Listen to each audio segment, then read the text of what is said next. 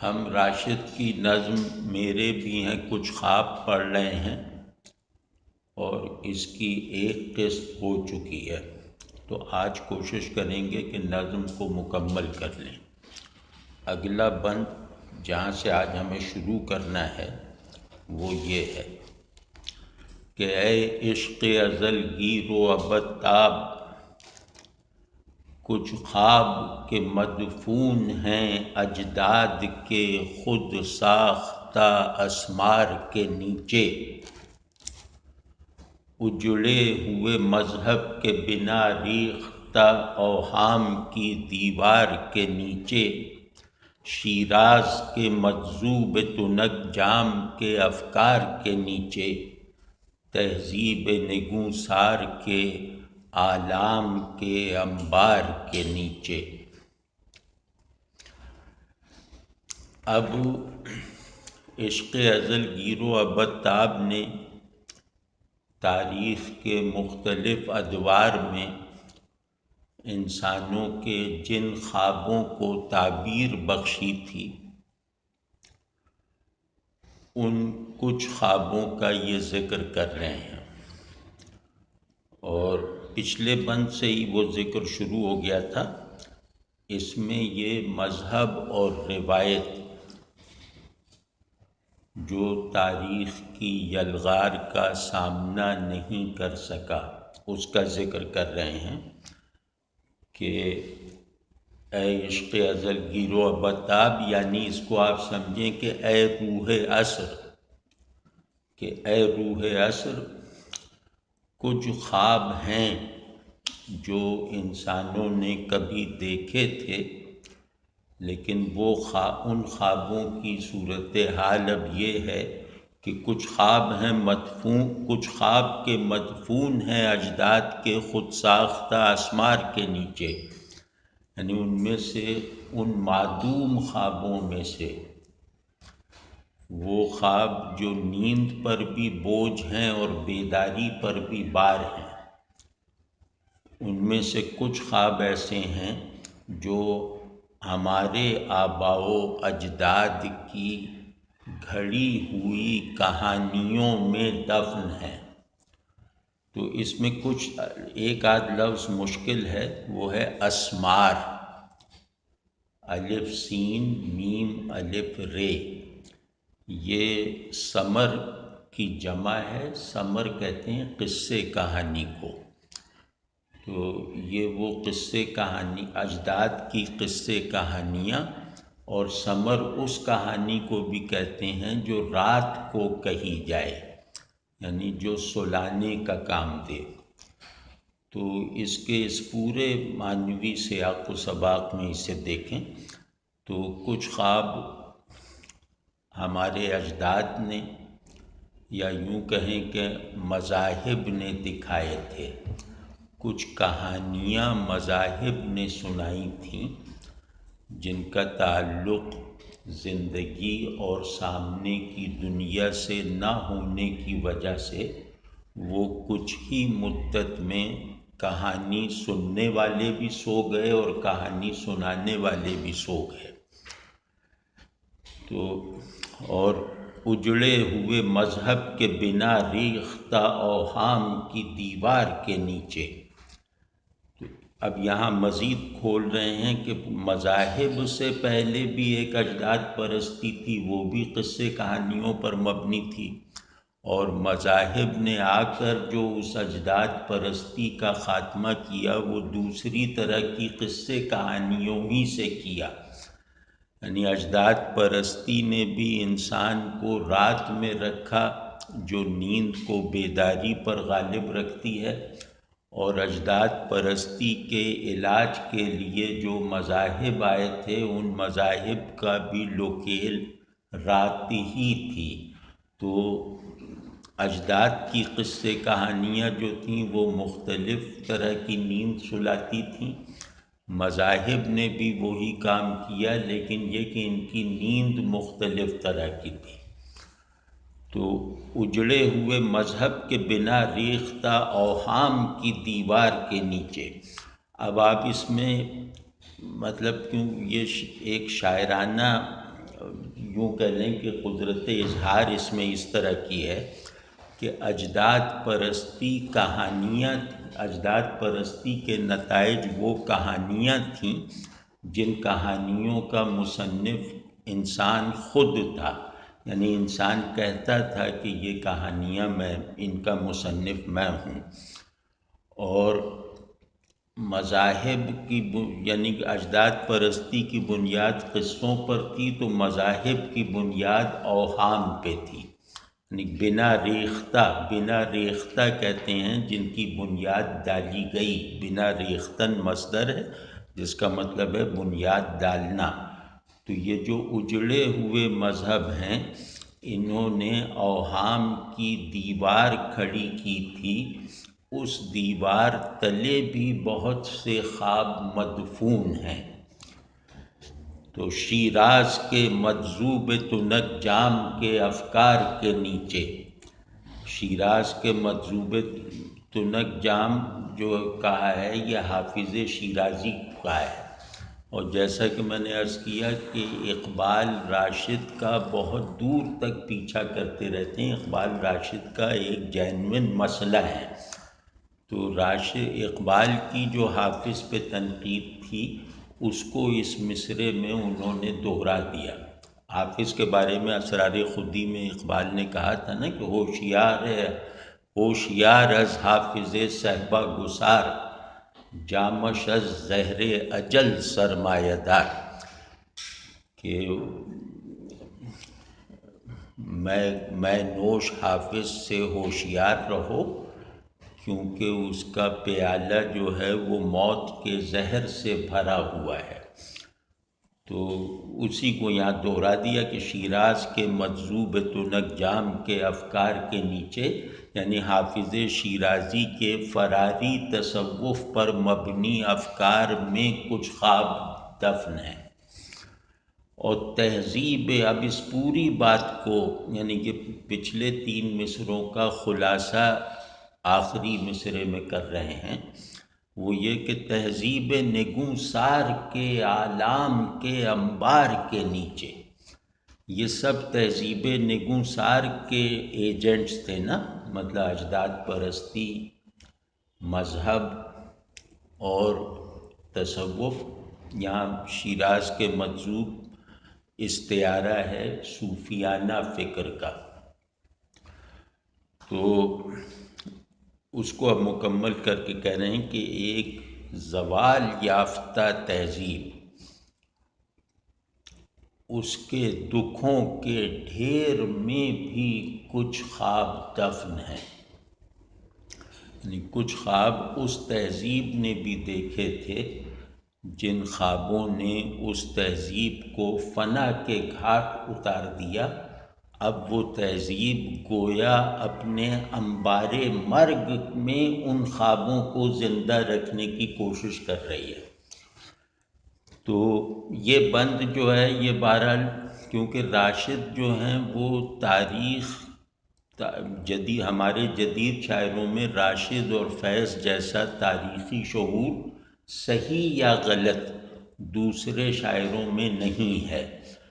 فیض جو ہیں وہ تاریخ کو ایک نظریاتی سیاق و سباق میں دیکھتے ہیں، جبکہ راشد کے یہاں تاریخ اپنی جگہ ایک بڑی قوت ہے جس پہ کسی نظریے کا طوق نہیں ڈالا جا سکتا۔ تو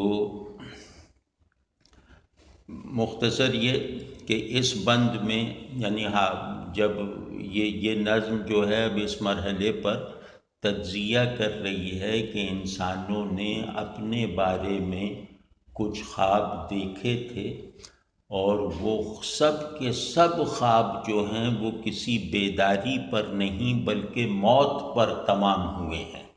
اب نیا خواب میں دیکھ رہا ہوں۔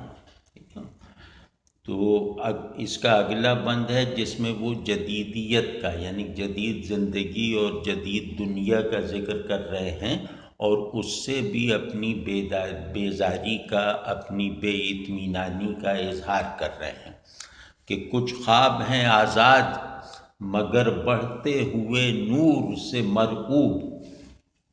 اس کی آواز پہ غور کیجیے گا. اس کی آواز ایسی ہے جیسے لہریں چلنے کی آواز ہوتی ہے نا، کہ ایک لہر اٹھتی ہے پھر نیچے چلی جاتی ہے، اس سے پھر دوسری لہر جنم لیتی ہے. تو جو سمندر میں لہروں کی حرکت اور آواز کا نظام ہے وہ اس نظم میں راشد نے کھپا دیا ہے. تو یعنی جھٹکے لے لے کر بڑھنے والی آواز. تو کچھ خواب ہیں آزاد مگر بڑھتے ہوئے نور سے مرعوب، نئے حوصلے خوب ہے نئے ہمت ناخوب، گر ذات سے بڑھ کر نہیں کچھ بھی انہیں محبوب، ہیں آپ ہی اس ذات کے جاروب ذات سے محجوب. تو یہ خیال رہے کہ یہاں جدیدیت کے بارے میں یہ مصرعے ہیں، لیکن جدیدیت ان قوموں میں آ جانے والی جدیدیت جنہوں نے غلامی کا اور استعمار کا اور نو آبادیت کا دور گزارا ہے، یا یوں کہہ لیں کہ یہ گویا مسلمانوں میں در آنے والے جدید رویے ہیں جن سے راشد مطمئن نہیں ہے. تو اس کا سیاق و سباق کیا ہے کہ جدیدیت کا ایک گلوبل کانٹیکسٹ ہے یا ایک ویسٹرن کانٹیکسٹ ہے، وہ یہاں موضوع نہیں ہے. یہاں جدیدیت کا مطلب ہے مسلمانوں میں آ جانے والی جدیدیت اور اس جدیدیت کے نتیجے میں پیدا ہونے والے نظریات، خیالات اور احساسات وغیرہ. تو اب دیکھیے کہ اب آپ بر صغیر ہندوستان کو یا مسلم ورلڈ کو فوکس کریں اور اب دیکھیں کہ یہ کہہ رہے ہیں کہ اس دنیا میں، یعنی یہ دنیا جو مذاہب کی بنائی ہوئی دنیا ہے، جو قدامت کی ساختہ پرداختہ دنیا ہے، اس دنیا میں جب جدیدیت ایک غلبے کے ساتھ داخل ہو گئی تو اب یہاں یہ ہے کہ یہ اپنی تہذیب کا یہ باغی آدمی، اپنی تہذیب سے یہ منحرف گروہ بھی کچھ خواب دیکھ رہے ہیں. تو ان خوابوں کی نوعیت اور ماہیت یہ ہے کہ یہ خواب آزاد تو ہیں، کیونکہ جدیدیت کو قبول کرنے والے طبقات نے اپنی تہذیب کے اقدار اور اصول اور ضابطوں سے تو نجات حاصل کر لی ہے. اس اعتبار سے ان لوگوں کے خواب آزاد ہیں، یعنی ان لوگوں کے تصورات زندگی کسی بندش اور قید کے بغیر ہیں، ان کے مقاصد حیات کسی نظریاتی جبر سے آزاد ہیں.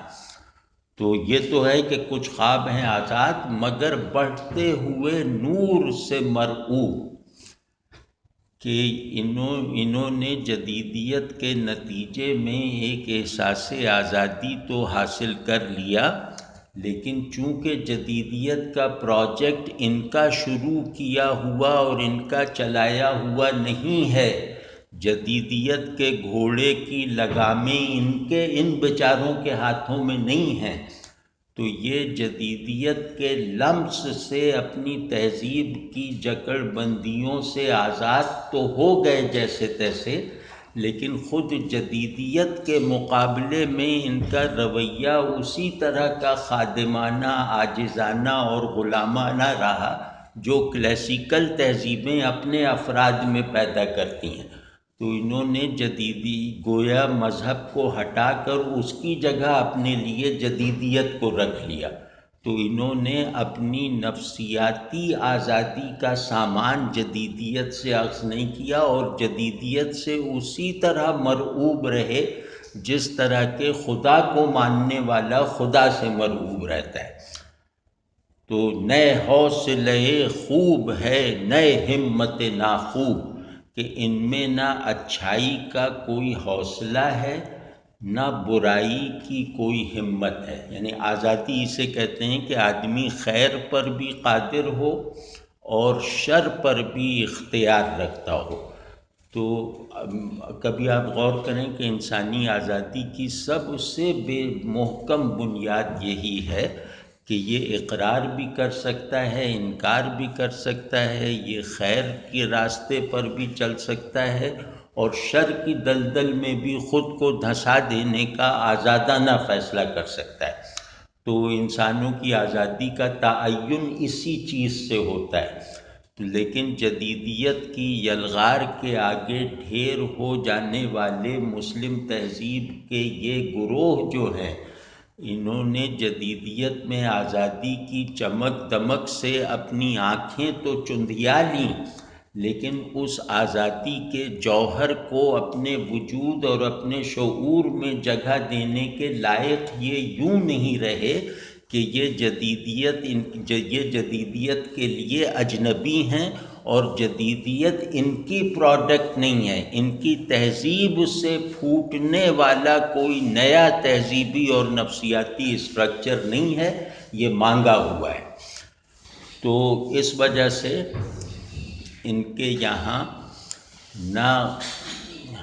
نہ یہ جسے اچھا سمجھتے ہیں اس اچھائی کو حاصل کرنے کی جسارت کر سکتے ہیں۔ آزادی کا دوسرا مرحلہ یہ ہے، آزادی پہلے تو فیصلے کی آزادی ہے کہ مجھے خیر پہ چلنا ہے یا شر کو قبول کرنا ہے، اور آزادی دوسری فعلی آزادی ہے کہ خیر پر چلنے کے راستے میں بھی کچھ تاریخی اور تہذیبی رکاوٹیں ہیں اور شر کی ڈور تھامنے میں بھی کچھ مزاحمتیں ہیں جو اخلاقی ہیں، تہذیبی ہیں، ذہنی ہیں۔ تو غرض یہ کہ خیر ہو یا شر، اچھائی ہو یا برائی، دونوں کے بارے میں فیصلہ کر لینے کے بعد ان کو حاصل کرنے کے لیے چلنے کا عمل مزاحمت اور رکاوٹ کے بغیر نہیں ہوتا۔ تو کیونکہ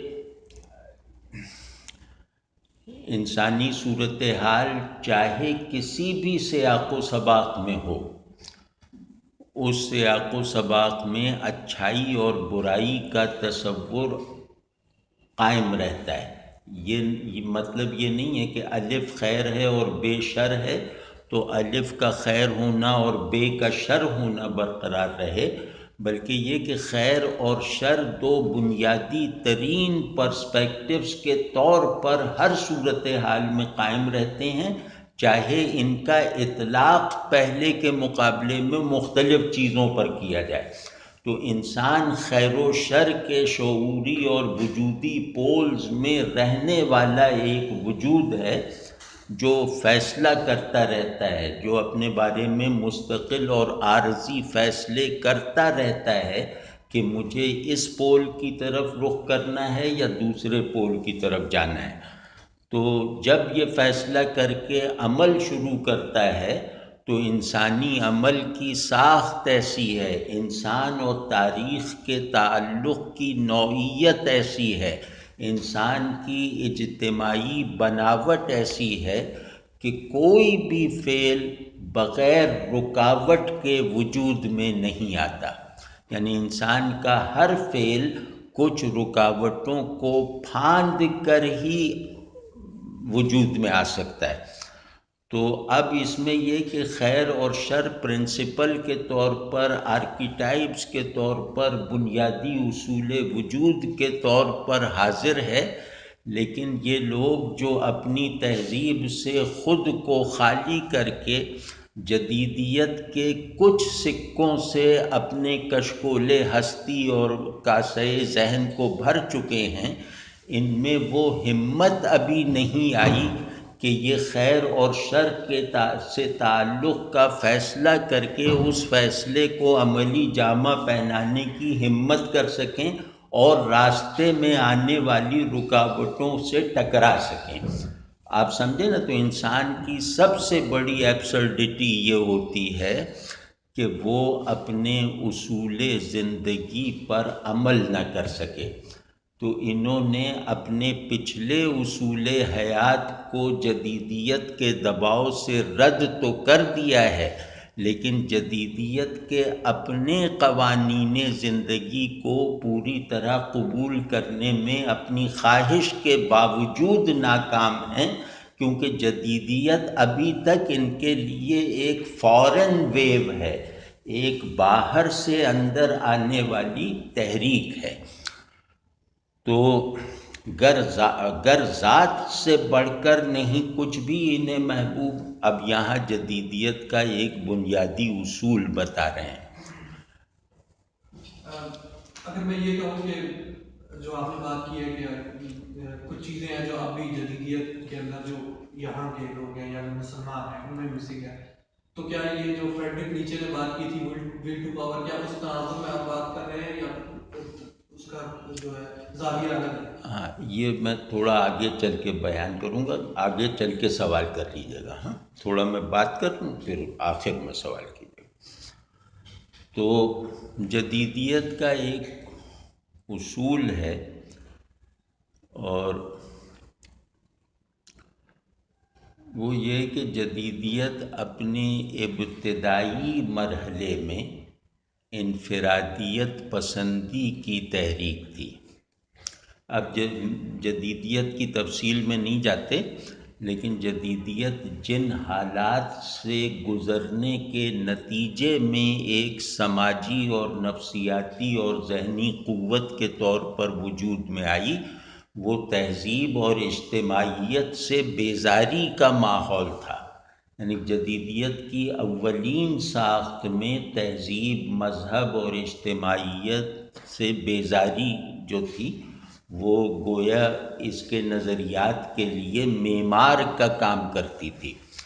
تو یہ اسی ابتدائی انفرادیت پسندی کی طرف اشارہ کر رہے ہیں، جو اب آپ سمجھیں کہ میں اپنی تہذیب سے انحراف کی حالت میں جدیدیت کی دی ہوئی انفرادیت پسندی کی دعوت پر شوق کے ساتھ کان لگائے ہوئے ہوں، لیکن جدیدیت کے لیے اجنبی ہونے کی وجہ سے اور اپنی تہذیب سے اپنے ذہنی، قلبی اور نفسیاتی انقطاع کی بدولت میں ایک ایسے خلا میں ہوں کہ چھوڑی ہوئی چیز بھی میرے اندر موجود نہیں ہے، اور جو چیز میں قبول کرنا چاہتا ہوں اسے بھی جذب کرنے میں مکمل طور پر ناکام ہوں۔ تو جدیدیت کا جو ایسنس آف انڈیویجولزم ہے وہ میرے ذہن میں تو ہے، لیکن میرا حال، میرا شعار اور میری کیفیت اور میری نفسیات بننے میں ناکام ہے، کیونکہ میں نے اس طرح اپنی انفرادیت کا ایسا تصور قائم ہوتے ہوئے ہی پہلی مرتبہ دیکھا ہے، اور اس تصور کی تشکیل میں خود میرا کوئی ہاتھ نہیں ہے۔ آپ سوچئے کہ اس سے زیادہ بے بس، بے کس اور بے چارہ آدمی کوئی ہو سکتا ہے کہ جو اپنی ڈیفینیشن دوسرے سے اخذ کرے؟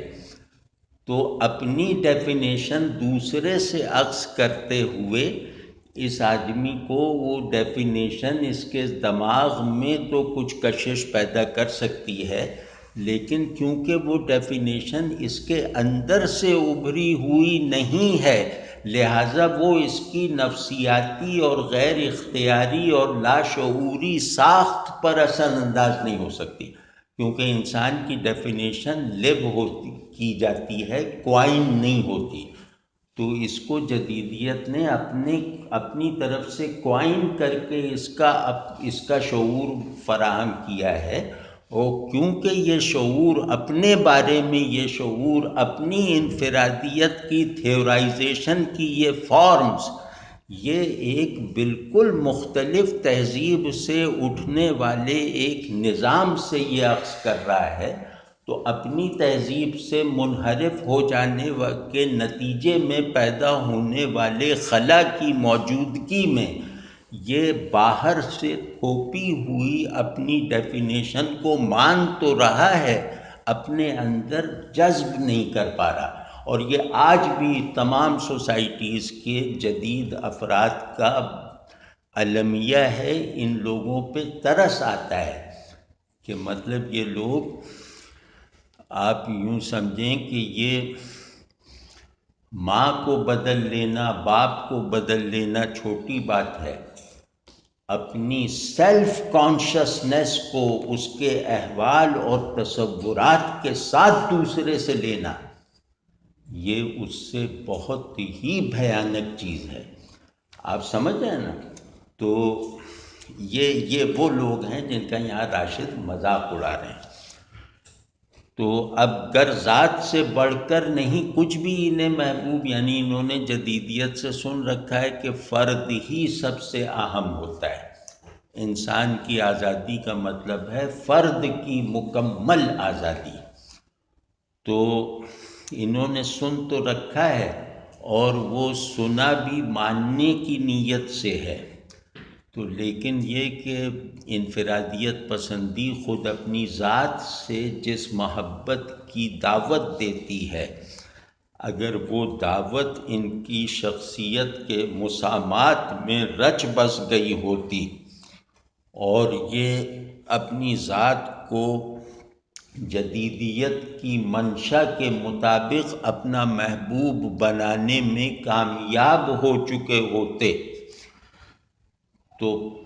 تو مطلب صورتحال دوسری تھی۔ لیکن یہ تو بیچارے ایک ایسی انفرادیت کے احساس میں، ایک ایسی انفرادیت کے وہم میں مبتلا ہو گئے ہیں کہ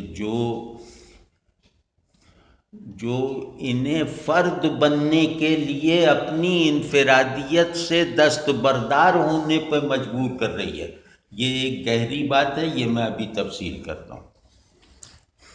یعنی انہیں فرد بننے کے لیے انفرادیت سے دستبردار ہونے پر مجبور کر رہی ہے۔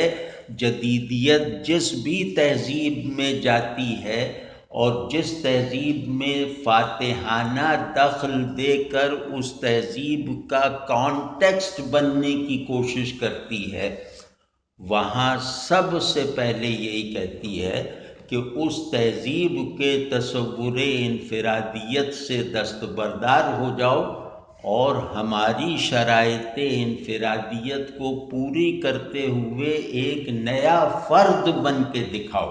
ابھی اس کی میں تفصیل کرتا ہوں انشاءاللہ۔ یہ جو میں نے بات کی ہے کہ فرد ثانی کی پیدائش فرد اول کی فنا سے مشروط ہے، اور فرد بھی ایک تہذیب کی پروڈکٹ ہوتا ہے، کوئی انفرادی فیصلہ نہیں ہوتا۔ یعنی میری انفرادیت کا قوام بھی تہذیبی ہے۔ تو جدیدیت آ کے کہہ رہی ہے کہ جس تہذیبی قوام سے تمہاری انفرادیت کی تخلیق ہوئی ہے، اس پوری انفرادیت کو انڈو کر دو۔ اس قوام کو چھوڑا ہے تو اس پوری انفرادیت کو انڈو کر دو، یعنی اپنے آپ کو اپنے سے پاک کرو۔ تو یہ جو کہہ رہے ہیں نا، ہیں آپ ہی اس ذات کے جارو، یہ بیچارے چلے تھے فرد بننے کے لیے اور اپنی انفرادیت کو جدیدیت کے تھمائے ہوئے جھاڑو سے یہ صاف کر رہے ہیں۔ کہتے ہیں جس ذات سے محبت کا انہوں نے ارادہ کیا ہے، یہ اتنے خالی اور مہمل لوگ ہیں کہ یہ اسی ذات کو، جنہوں نے ذات سے محبت کی دعوت دی تھی، انہی لوگوں سے جھاڑو لے کر اسی ذات کو اپنے فرش وجود پر سے صاف کرتے ہیں۔ سمجھ گئے نا؟ اور ذات سے محجوب، کہ یہ جس ذات سے محبت کرنا چاہتے ہیں، یعنی جس اپنے آپ سے یہ محبت کرنا چاہتے ہیں، اس اپنے آپ کو انہوں نے دیکھا ہی نہیں ہے۔ جس اپنے آپ کو دیکھا ہے وہ روایت کا بنایا ہوا تھا، اس کو تو ویسے ہی مٹا دیا۔ اب جس اپنے آپ سے جدیدیت کی تلقین پر محبت کرنی ہے، وہ اپنا آپ تو ابھی وجود ہی میں نہیں آیا، ابھی فارم ہی نہیں ہوا، تو یہ بیچارے اپنی ذات کے ماضی اور حال اور مستقبل سب سے غافل اور محجوب ہیں، یعنی پردے میں ہیں۔ تو آپ سمجھے نا کہ جدید انفرادیت مسلم یا ٹریڈیشنل کلاسیکل سوسائٹیز میں یہ ایمان بالغیب ہے کہ جدیدیت کہتی ہے کہ بس اپنے آپ پر ایمان رکھو، اپنے آپ کو غائب رکھتے ہوئے۔ آپ سمجھ گئے نا کہ یہ جس اپنے آپ کو مان رہا ہے اس اپنے آپ کو کبھی اس نے دیکھا ہی نہیں ہے۔ تو اب اگلا جو بند ہے یہ آپ دیکھ رہے ہیں نا کہ اس میں یہ اپنی معاصر تاریخی یعنی اپنے معاصر تاریخی سیاق و سباق میں انسان کو اور اس کی تمناؤں کو رکھ کر دیکھ رہے ہیں۔ تو خواب ان کی تمنائیں ہیں نا، خواب کا لفظ راشد نے 20 جگہ استعمال کیا ہے، کہیں خواب کہیں رویا، یہ ان کی بہت بنیادی اصطلاح ہے۔ تو خیر، تو کچھ اب اگلا بند ہے کہ کچھ خواب ہیں جو گردش آلات سے جو اندے تمکین ہے، جن کے لیے بندگی قاضی حاجات سے اس دہر کی تزئین، کچھ جن کے لیے غم کی مساوات سے انسان کی تعمیم، کچھ خواب کہ جن کا ہوس جور ہے آئین، دنیا ہے نہ دین۔ یہ معاصر دنیا ہے، جس زمانے میں یہ نظم لکھی گئی ہے اس زمانے کی یہ دنیا ہے۔ تو وہ اب اس بند میں 3 تاریخی مظاہر کو سمیٹا گیا ہے، اپنی ہم عصر دنیا کے 3 نظاموں کا احاطہ کیا گیا ہے ان 5-6 مصروں میں۔ تو اس میں پہلا جو ہے کہ کچھ خواب ہیں جو گردش آلات سے جو اندے تمکین ہے، جن کے لیے بندگی قاضی حاجات سے اس دہر کی تزئین، یہ کیپٹلزم اور اس سے پیدا ہونے والی ٹیکنالوجی ہے۔ کہ کچھ خواب ہیں یعنی کچھ لوگ ہیں جو یہ خواب دیکھتے ہیں کہ یہ جو مشین ہے، یہ جو سائبر ٹیکنالوجی ہے، جو بھی اپنے ماحول کے مطابق آپ کر لیجیے، جو یہ سائنسی ایجادات ہیں، وہ یہ سمجھتے ہیں کہ سائنس اور ٹیکنالوجی کی بنیاد پر ہم اپنی بقا کا سامان کر لیں گے، ہم اپنی فلاح کا بندوبست کر لیں گے۔ تو کچھ لوگوں نے سائنس اور ٹیکنالوجی سے اپنے مستقبل کی امیدیں باندھ رکھی ہیں۔ تو یہاں آپ سمجھیں نا، گردش آلات سمجھ گئے نا، یہ جو سائنسی ایجادات وغیرہ ہیں، اور تمکین، جو اندے تمکین، اس کا مطلب تمکین ڈھونڈنے والا۔ تمکین کا مطلب ہے ٹھہراؤ، عزت، بلندی، سنجیدگی، بقا وغیرہ، ٹھیک ہے۔ تمکین کا مطلب ایک جگہ جم جانا اور ایک بڑا مرتبہ حاصل کر لینا، ٹھیک ہے نا۔ تو کہہ رہے ہیں کہ کچھ لوگ سمجھتے ہیں کہ سائنس نے انسان کو کائنات پہ غلبہ دلوا دیا ہے اور دوام دے کر تاریخ پر بھی غالب کر دیا ہے۔ تو کچھ ایسے لوگ ہیں جن کے یہ واہمے اور یہ خواب ہیں، اور کچھ ایسے لوگ ہیں جن کے لیے دولت کی غلامی جو ہے، دولت کی غلامی کر کے ہی اس دنیا کا نظام اچھی طرح چلایا جا سکتا ہے۔ تو یہ کیپٹلزم ہے، ٹھیک ہے نا۔ تو قاضی حاجات آپ سمجھیں نا، قاضی حاجات کہتے ہیں جو ضرورتیں پوری کرے۔ تو روایتی اصطلاح کے طور پہ قاضی حاجات خدا کو کہتے ہیں، لیکن یہ کہ اگرچہ زر بھی جہاں میں ہے قاضی الحاجات، جیسے اقبال نے کہا نا، تو مجازی طور پر سرمایے کو قاضی حاجات کہا جاتا ہے کہ اس سے سب ضرورتیں پوری ہو جاتی ہیں۔ تو یہاں بندگی قاضی حاجات یعنی قاضی حاجات کی غلامی کا مطلب ہے کیپٹلزم، سرمایے کی غلامی کرنا، ٹھیک ہے نا. تو کچھ لوگ سمجھتے ہیں کہ سرمایے کی غلامی اگر کر لی جائے، ایک کیپٹلزم گلوبلائز اگر ہو جائے تو اس کے نتیجے میں اس دنیا کا نظام اچھا ہو جائے گا. تزئین سجاوٹ کو کہتے ہیں. تزئین کہتے ہیں کہ جو دیکھنے میں بھلی لگے حقیقت میں معلوم نہیں کہ بھلی ہے یا نہیں ہے. ٹھیک ہے نا. تو اور کچھ جن کے لیے غم کی مساوات سے انسان کی تامین، اور کچھ لوگ ایسے ہیں جو کہتے ہیں کہ انسان دکھ میں ایک دوسرے کے دکھ میں شریک ہو جائے تو یہ دنیا میں فلاح پا لے گا، سلامتی حاصل کر لے گا، امن و امان کی صورتحال پیدا ہو جائے گی، یعنی انسان کی دنیاوی زندگی اچھی ہو جائے گی. ٹھیک.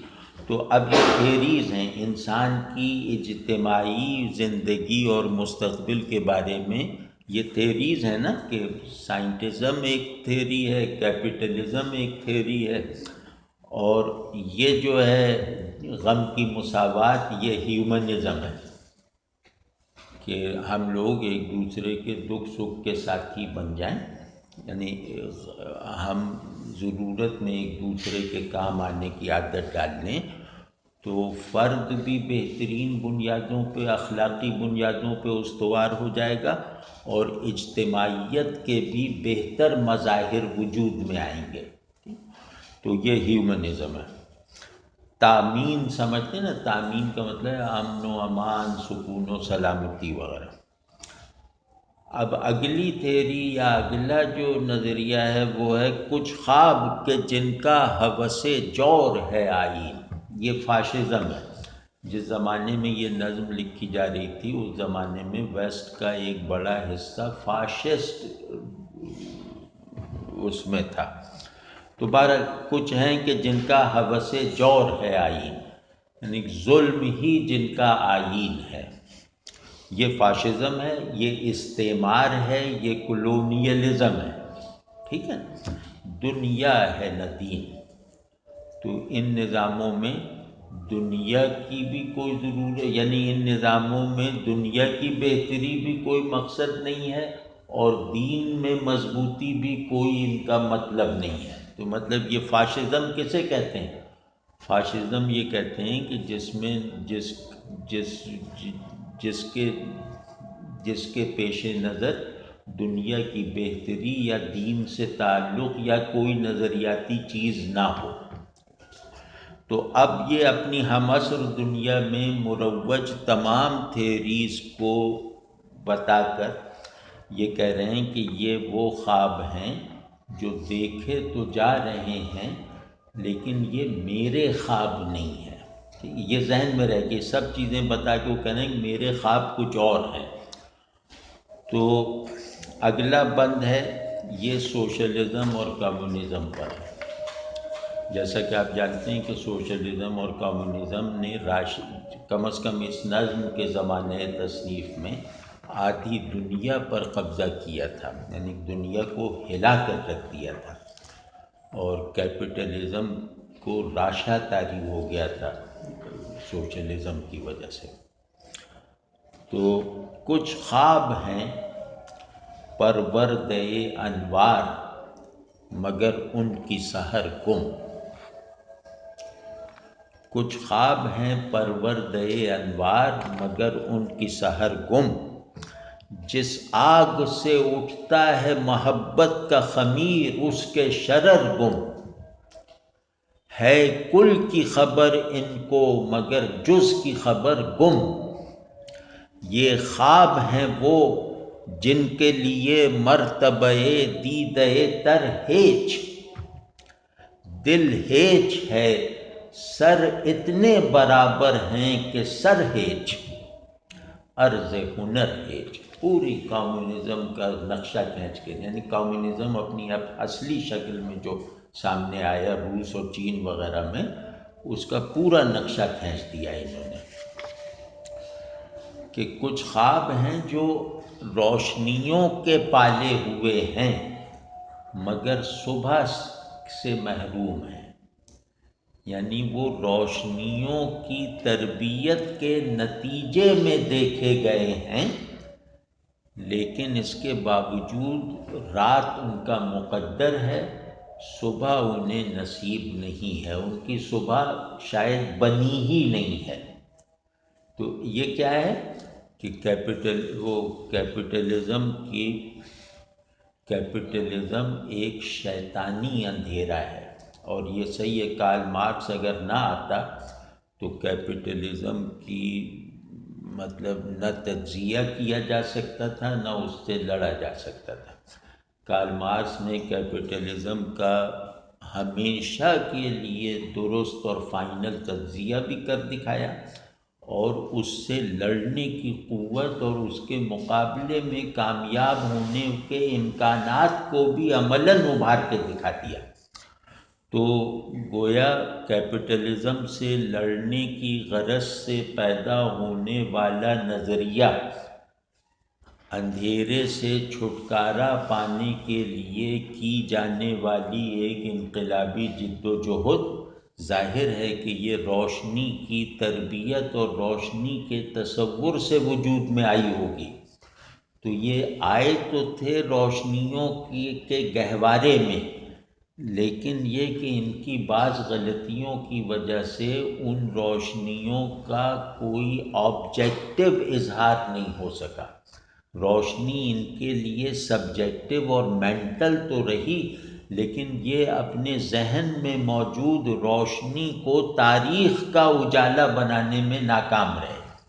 ٹھیک ہے نا، جیسے اب کارل مارکس کا مساوات کا تصور، اسٹیٹ لیس سوسائٹی کا تصور، طبقاتی تقسیم کے خاتمے کا تصور، یہ سب بہت شرف آدمیت رکھنے والی چیزیں ہیں۔ یہ سب روشنیوں سے بنی ہوئی تصویریں اور تصورات ہیں نا۔ تو یہ تصورات اپنی ساخت میں، اپنے سبب میں، اپنے مینٹل کانٹیکسٹ میں روشنیاں ہیں، لیکن کمیونسٹوں نے اپنے ذہن میں موجود روشنیوں کو حالات کا اجالا نہیں بنایا۔ تو اس کا پہلا سبب کیا بتا رہے ہیں؟ اب سبب بتا رہے ہیں کہ کمیونزم کیوں ایک فیلئر ہے۔ انہوں نے فیلئر نہیں دیکھا کمیونزم کا، یہ تو پہلے فوت ہو گئے تھے۔ تو جس آگ سے اٹھتا ہے محبت کا خمیر، اس کے شرر کو کیا کہنے، مطلب کمیونزم پہ پہلا چارج کیا ہے کہ اس میں عشق کی اور دل کی گنجائش نہیں ہے، اس میں مساوات انسانی اتنی میکینیکل ہے کہ تعلقات انسانی محبت سے خالی ہو گئے ہیں۔ اور رشین سوسائٹی یا کمیونسٹ سوسائٹی کا اب سب جانتے ہیں کہ سب سے بڑا المیہ یہ تھا کہ وہاں انسانوں کو اپنے باہمی تعلق کو چلانے کے لیے جس ایثار اور محبت کی لازمی اور فطری ضرورت ہوتی ہے، وہاں یہ محبت نہیں تھی، بلکہ انہوں نے اس محبت کو ڈسکوالیفیکیشن سمجھا اور اس کو کل کیا، ماں اور بیٹے تک کی محبت کو کل کرنے کی کوشش کی۔ ٹھیک ہے نا؟ تو اب یہ کہہ رہے ہیں کہ اس میں انسان کے دل کو نہیں مانا گیا، اس میں انسانی مساوات کا ایک ایسا مشینی اور غیر انسانی تصور تھوپا گیا کہ اس کے نتیجے میں میرے اور آپ کے تعلق میں کوئی روح، کوئی حرارت، کوئی روشنی رہ ہی نہ سکی۔ آپ سمجھے؟ اب سب مساوی ہیں، تو سب مساوی ہونے کا مطلب یہ ہے کہ کوئی ایک دوسرے کے لیے ایثار نہیں کرے گا، سب اپنی اپنی مساوات کی حفاظت کریں گے۔ تو جیسے ہی میں آپ کے ساتھ اپنی مساوات کی حفاظت کروں گا، ویسے ہی آپ کا ادب، آپ سے محبت، آپ کی ضرورتوں کا خیال، آپ کے لیے اپنی ضرورتوں کا ایثار اور طبعی انکسار جو تمام اخلاق کی ماں ہے، وہ میرے اندر سے غائب ہو جائے گا نا۔ تو ہے کل کی خبر ان کو مگر جز کی خبر گم، کہ یہ ہولسٹک ویوز تو بناتے ہیں، یہ کائناتی نظریات تو بناتے ہیں، لیکن یہ جس کے لیے یہ کائناتی نظریات بنا رہے ہیں اس کا علم انہیں نہیں ہے. یعنی کل کا مطلب ہے کائناتی اور جز کا مطلب انسان. ٹھیک ہے کہ یہ نظام تو انسان کے لیے بنا رہے ہیں، یہ تاریخ کو خوب سمجھتے ہیں، میٹر کو خوب سمجھتے ہیں، نہیں سمجھتے تو انسان کو نہیں سمجھتے. تو یہ انسان کو سمجھے بغیر اس کے لیے نظریات وضع کر رہے ہیں. سمجھے نا؟ اور یہ خواب ہیں وہ جن کے لیے مرتبہ دیدہ تر ہیج، کہ یہ خواب جو ہیں یا یہ جو تھیوری ہے کمیونزم سوشلزم وغیرہ کی، اس میں انسان کی سبجیکٹیوٹی، محبت کا انکار ہو گیا، سبجیکٹیوٹی کا انکار ہو گیا. یعنی انہوں نے خوشی اور غم کو اتنا محدود کر دیا، خوشی کھانا ملنے کی خوشی تک رہ گئی، غم کھانا نہ ملنے کے غم تک محدود ہو گیا. تو انہوں نے انسان کو مشین کے نمونے پر دوبارہ ڈھالا اور انسانی وجود میں سب سے زیادہ معنویت اور گہرائی رکھنے والے المیہ ٹریجک سبسٹنس کو کل کر دیا. وہ آدمی نہیں ہے جس کے وجود کا جوہر اور جس کے دل و دماغ کا مرکز جو ہے وہ ٹریجک نہ ہو. ٹریجک سبسٹنس کے بغیر آدمی ہے ہی نہیں، اور ٹریجک سبسٹنس پیدا ہو ہی نہیں سکتا اپنے آپ کو سیکریفائس کیے بغیر. آپ سمجھیں نا؟ تو کہہ رہے ہیں کہ ان کے لیے انسان کے اس ٹریجک سبسٹنس کی جو اسے تعلق کے آداب، تعلق کی شرطیں پوری کرنے کے لائق بناتا تھا، جو اسے اپنے آپ سے نکلتے رہنے کی قوت اور راستے فراہم کرتا تھا، جو اس کے باطن کو اس کے ظاہر پر غالب رکھتا تھا، وہ سب کا کمیونزم میں انکار ہو گیا. یعنی انسان کو ڈی سبجیکٹیوائز کر دیا. ٹھیک ہے نا؟ تو یہاں رونے والی آنکھ کوئی قدر و قیمت نہیں رکھتی. کمیونسٹ سوسائٹی میں آپ سوچ ہی نہیں سکتے کہ رونا قبول کیا جائے گا. آپ سمجھے نا؟ تو ہنسنے پہ آزادی پابندی لگا دو، یہ آدمی قبول کر لے گا. رونے پر پابندی لگاؤ گے تو میں اپنی انسانیت کا انکار کیے بغیر اس پابندی کو قبول نہیں کر سکتا. آپ سمجھ گئے نا؟ کیونکہ میرا ہائر سیلف رونے میں ہے، ہنسنے میں نہیں. ہنسنے میں میرا لوور سیلف کام کرتا ہے. سمجھ گئے نا؟ تو انہوں نے انسان کو اس کے ہائر سیلف سے، ڈیپر سیلف سے کاٹ دیا. اور دل ہیچ ہے. اب یہ دیدہ تر کیونکہ دل کا اظہار ہے نا، تو دل ہیچ ہے. سر اتنے برابر ہیں کہ سر ہیچ. سبحان اللہ سبحان اللہ. جواب نہیں کہ کیونکہ یہاں دل ہی کی کوئی حیثیت نہیں ہے. یعنی وہ دل جو آنکھوں کو تر رکھتا ہے. ٹھیک ہے نا؟ دل ہی کی کوئی حیثیت نہیں تو دیدہ تر کا بھی کوئی مرتبہ نہیں.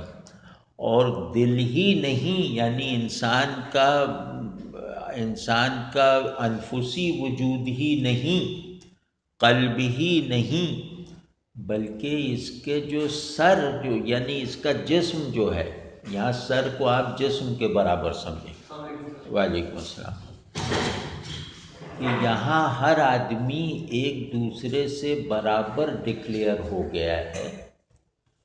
تو جیسے سب لوگ کھڑے ہیں، سب کے سر بالکل برابر ہیں، تو سب کے سر اگر بالکل برابر ہوں تو سر نظر ہی نہیں آئے گا. آپ سمجھ، آپ کبھی غور کیجئے کہ اوپر سے آپ دیکھ رہے ہیں سب کے سر برابر ہیں، تو وہ ایک کالا غالیچہ سا لگے گا، سرور تو نظر ہی نہیں آئیں گے، ٹھیک ہے نا؟ تو کہہ رہے ہیں کہ سر اتنے برابر ہیں کہ سر ہی غائب ہو گیا، سر ہی کی کوئی حیثیت نہیں رہی، کیونکہ میرے اور آپ کے درمیان مساوات میں مجھے آپ کو اپنے پاؤں کاٹنے پڑیں گے جب سر سے سر برابر ہوگا۔ تو گویا انسان میں ترمیم اور تنسیخ کر کے انہوں نے مساوات انسانی کا تصور بنا کر اسے نافذ کیا۔ اور دوسرے ہی کہ سبھی اگر برابر ہیں تو کوئی بھی موجود نہیں ہے، یعنی اگر سب برابر ہیں تو کسی کی بھی کوئی حیثیت نہیں۔ تو آپ سمجھے اس ٹکڑے کو اس طرح لیجیے کہ سر اتنے برابر ہیں کہ سر ہیج، یعنی سب اتنے برابر ہیں کہ پھر کوئی بھی حقیقی نہیں ہے، کسی کی بھی کوئی حیثیت نہیں۔ آپ کبھی سوچئے کہ انسانوں میں ایک جبری مساوات نافذ کر دی جائے تو وہاں سب سے پہلے جو چیز غائب ہوگی وہ انسان ہوگا۔ انسان ہونے کا مطلب ہی یہ ہے کہ ہم برابر نہیں ہیں، ہم برابر نہ ہونے کے باوجود ایک دوسرے کے دوست ہیں، بس یہ ہے انسانی اجتماعیت۔ تو عرض ہنر ہیج کہ سر بھی ہیج ہیں، سر یہاں لگ آدمی کے معنی میں لے لیں، سر یہاں عام سر کے معنی میں لے لیں، سر یہاں دماغ کے معنی میں لے لیں، غرض کسی بھی معنی میں لے لیں تو یہ بات صادق آئے گی۔ اور نتیجہ یہ کہ عرض ہنر ہیج کہ اب کسی بھی کریٹیوٹی کا، کسی بھی ذہنی اور قلبی کمال کا اظہار ممکن نہیں رہا، کیونکہ جب سبھی برابر ہیں تو کچھ میں کریٹیوٹی تو کچھ میں ہوتی ہے، عقل تو چند میں ہوتی ہے، بڑے کام تو کچھ ہی لوگ کر سکتے ہیں، تو انہیں کیا پڑی ہے پھر بڑے کام کرنا؟ یعنی ان کو جب ہم سب برابر ہیں تو میں خود کو دیکھنے کا عمل آپ کو دیکھ کے کروں گا، تو جہاں خود کو دیکھنے کے لیے آپ کو دیکھنا پڑے وہاں کوئی کریٹیوٹی اور تحقیقی سرگرمی کیسے آئے گی؟ سمجھ گئے نا؟ تو اس کا مطلب ہے کہ انہوں نے جمالیات کو کل کر دیا، انہوں نے تحقیق کو کل کر دیا، اور مساوات سے بڑھ کے غلامی کوئی نہیں ہے، انہوں نے آزادی کا خاتمہ کر دیا۔ اگر ہم سب برابر ہیں تو ہم سب ایک زنجیر میں جکڑے ہوئے ہونے کی حیثیت سے برابر ہو سکتے ہیں، 10 آزاد آدمی کبھی برابر نہیں ہو سکتے، 10 غلام برابر ہو سکتے ہیں، 10 آزاد آدمی کبھی برابر نہیں ہو سکتے۔ تو خیر، تو اب یہ گریز کر رہے ہیں، مطلب اپنے خوابوں کی طرف آ رہے ہیں کہ اے عشق ازل گیر و ابد تاب، یہ خواب میرے خواب نہیں ہیں کہ میرے خواب ہیں کچھ اور۔ یہ جتنے خواب ذکر کیے ہیں یہ میرے خواب، میری آرزو میں نہیں ہیں، یعنی میں ان میں سے کسی سے تعلق نہیں رکھتا۔ کچھ اور میرے خواب ہیں، کچھ اور میرا دور، خوابوں کے نئے دور میں نئے مور و ملخ، نئے اسد و سور، نئے لذت تسلیم کسی میں، نہ کسی کو ہوس جور، سب کے نئے طور۔ تو پہلے اس کو ان الفاظ سے جڑے ہوئے مفاہیم دیکھ لیتے ہیں، پھر اس کی تفصیل کرتے ہیں کہ یہ جو خواب میں نے ابھی ذکر کیے ہیں ان میں سے کوئی خواب میرا خواب نہیں ہے، میں ان کا خوابوں سے اپنی نیند کو بھی بچاتا ہوں اور اپنی بیداری کو بھی ان سے دور رکھتا ہوں۔ تو میرے خواب کچھ اور ہیں، اور میرے خواب ہی نہیں میرا دور بھی کچھ اور ہے، یعنی ایسا نہیں ہے کہ میں ایک بہت منفرد آدمی کی حیثیت سے کچھ تصورات اپنے اندر فارم کر چکا ہوں، بلکہ یوں ہے کہ میرا دور بھی وہ دور نہیں ہے جہاں ان خوابوں کی سمائی ہو سکے جو میں نے ذکر کیا ہے۔ میرا دور نہ مذہبیت کا دور، نہ سوشلزم اور کمیونزم کا دور، نہ کیپٹلزم کا دور، نہ سائنٹزم کا دور، بلکہ میرا دور ابھی کچھ اور ہے۔ اسے بھی میری طرح ری ڈیفائن ہونا ہے۔ جیسے میں نے عرض کیا تھا نا اس نظم کے شروع میں کہ یہ ایک اس نئے آدمی کے تجربات اور اظہار ہیں جو نیا ہے لیکن پرانی دنیا میں رہ رہا ہے، ٹھیک ہے؟ تو نئے جیسے دنیا پرانی ہو، دور نیا ہے، تو دور نیا ہے کا مطلب ہے کہ تاریخ میں نیا پن داخل ہو چکا ہے، انسان اس نئے پن کا وارث ہو چکا ہے، لیکن دنیا اپنے پرانے حدود سے نکلنے میں دیر لگا رہی ہے، ٹھیک ہے؟ تو خوابوں کے نئے دور میں کچھ اور میرا دور، خوابوں کے نئے دور میں نئے مور و ملخ، نئے اسد و سور، کہ خوابوں کے اس نئے دور میں نہ مور و ملخ ہیں نہ اسد و سور ہیں۔ اب اس میں مور سمجھتے ہیں نا، مور چیونٹی کو کہتے ہیں، ملخ ایک چھوٹے سے کیڑے کو کہتے ہیں جو فصلوں کو تباہ کر دیتا ہے، اور اسد شیر ببر کو کہتے ہیں، اور سور کسے کہتے ہیں؟ ہاں، سور بیل کو کہتے ہیں۔ تو اب یہ کہہ رہے ہیں کہ اس دور میں مور و ملخ نہیں ہے، یعنی رینگنے والے کیڑوں جیسی مساوات کا دور نہیں ہے۔ مور و ملخ مساوات کے اصول پر ہے، اسد و سور طبقاتی تفریق کی بنیاد پر ہے، یعنی یہ دور نہ سوشل کمیونزم کا ہے نہ کیپٹلزم کا ہے، سمجھ رہے ہیں نا؟ تو نئے لذت تسلیم کسی میں نہ کسی میں ہوس جور، تو اب نہ غلامی کا کوئی ٹیسٹ رہ گیا ہے، نہ غلام بنانے کی کوئی ارج اس دور میں ہے۔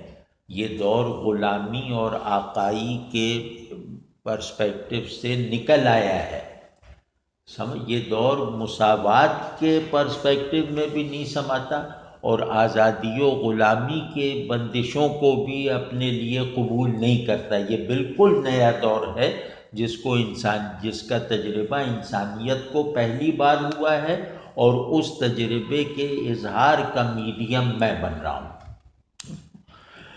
تو نہ غلامی میں کوئی لذت ہے، نہ غلامی کا ذوق رہ گیا، نہ غلام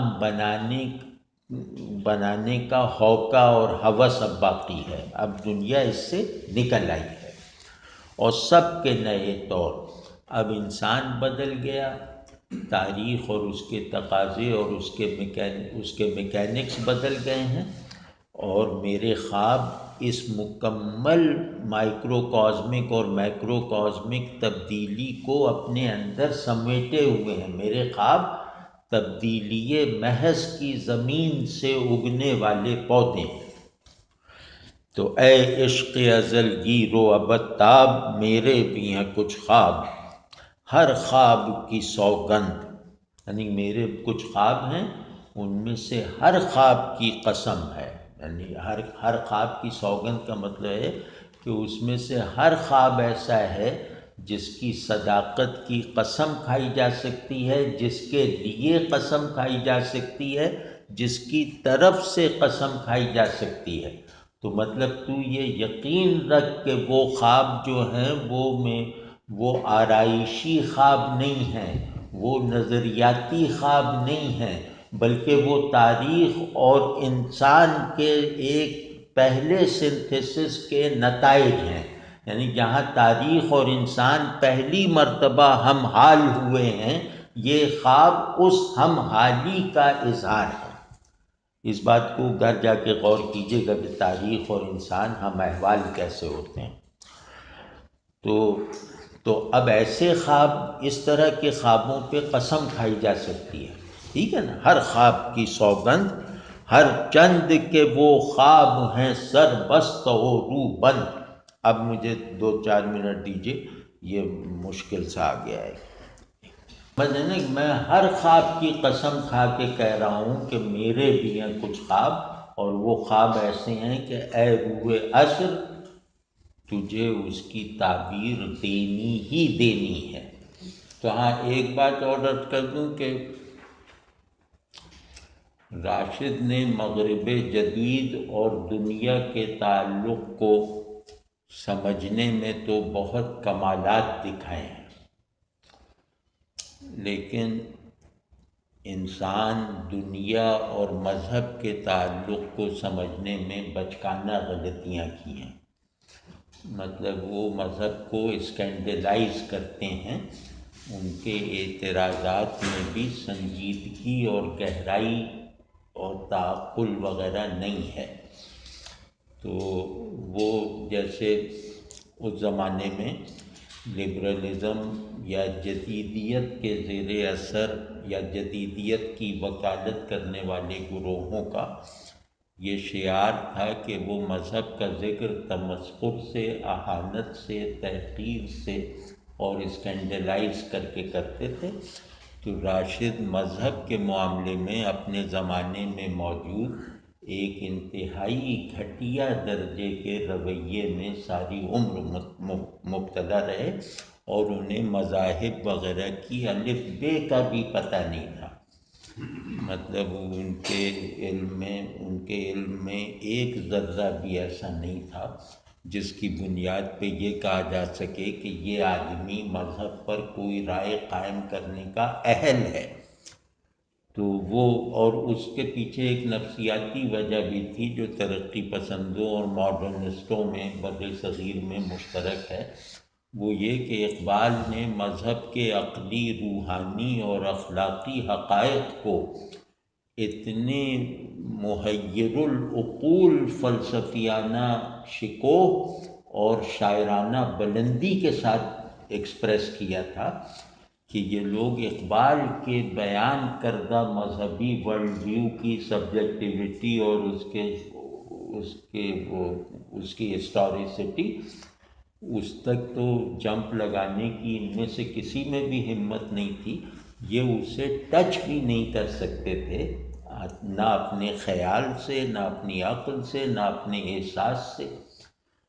تو یہ اسی وجہ سے اس وجہ سے یعنی اقبال کی رکاوٹ آ جانے کی وجہ سے ان لوگوں کے پاس مذہب سے انحراف یا انکار یا مذہب پر اعتراض کا صرف ایک ہی راستہ رہ گیا تھا، وہ جو تماش بینوں کا سا ہوتا ہے، اور وہ مذاق اڑانا، حقارت سے بات کرنا، اللہ میاں پہ پھپتیاں کسنا، ملا کو ہدف تنقید بنا لینا، یا مذہبی روایت میں مذہب پر نہ چلنے والے لوگوں کے اعمال اور خیالات کو مذہب کی تردید کا ذریعہ بنا لینا. یہ سب جگلری، چالاکی اور جال سازی آج بھی بہت ہے، لیکن اس زمانے میں زیادہ قوت کے ساتھ تھی، زیادہ جذباتی قوت کے ساتھ تھی.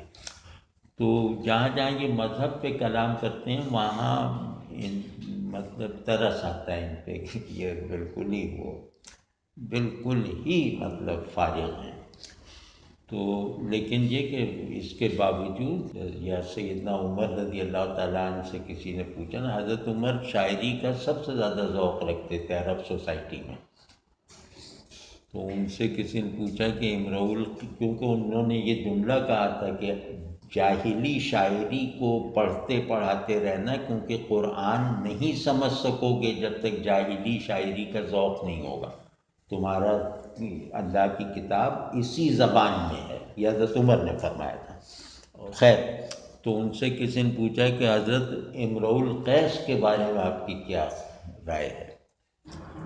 تو امرؤ القیس کو جو جانتا ہے وہ جانتا ہے، جو نہیں جانتا وہ مطلب انتہائی تعیش پسند، خود پسند آدمی تھا، لیکن شاعر بڑا تھا. تو مطلب دنیا انسانوں کی ہر اخلاقی تعریف پر مکمل طور پر پورا نہ اترنے والا آدمی تھا.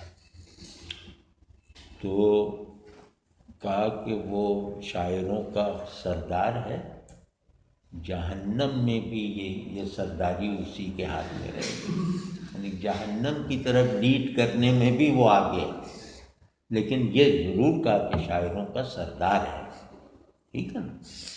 تو بس ہمارے امرؤ القیس سمجھے یہ ہیں کہیں تو لیکن یہ کہ یہ بڑا ہمارے یہاں کا وہ ہے کہ گہرے مسائل میں ہمارے شعراء تہذیبی اور فلسفیانہ بصیرت نہیں رکھتے، تو یہ اپنی خواہشات، بے لگام خواہشات میں بہتے چلے جاتے ہیں، جو شاعری میں کام آ جاتی ہے، لیکن پھر اس کی لپیٹ میں بعض بہت قیمتی چیزیں بھی آ جاتی ہیں۔ تو مذہب کو نہ ماننا ان کی تحقیق کا نتیجہ نہیں ہے، ان کی خواہش کا نتیجہ ہے۔ تو وہ خیر وہ میں نے اس لیے کہہ دیا کہ میں نے جو وہ مذہب پہ چاند ماری کی ہے اس کی میں نے ان کے خیال کی ترجمانی کر دی، لیکن اس پہ تبصرہ ضروری تھا۔ تو اب کہہ رہے ہیں کہ میرے خواب اتنے سچے، اتنے جینوین، اتنے تاریخی اور اتنے باطنی ہیں تو ان میں سے ہر خواب پر قسم کھائی جا سکتی ہے، میں ہر خواب پر قسم کھا رہا ہوں تو اور ہر چند اب ان خوابوں کو وہ ان کی جیسے بناوٹ بتا رہے ہیں کہ ہر چند کے وہ خواب ہیں سر بست و روح بند۔ یہ ٹھیک ہے کہ میرے خواب جو ہیں ان کا وہ چھپے ہوئے ہیں، مطلب ان کا وہ سر بھی ڈھانپا ہوا ہے، مطلب پورے چھپے ہوئے بھی اور چہرہ بھی ڈھانپا ہوا ہے۔ سر بستہ جس کا سر ڈھانپا ہوا ہو، روح بند جس کے چہرے پر نقاب ہو، تو مطلب یہ کہ یہ پورے کے پورے چھپے ہوئے ہیں، پہلے کبھی دیکھے نہیں گئے۔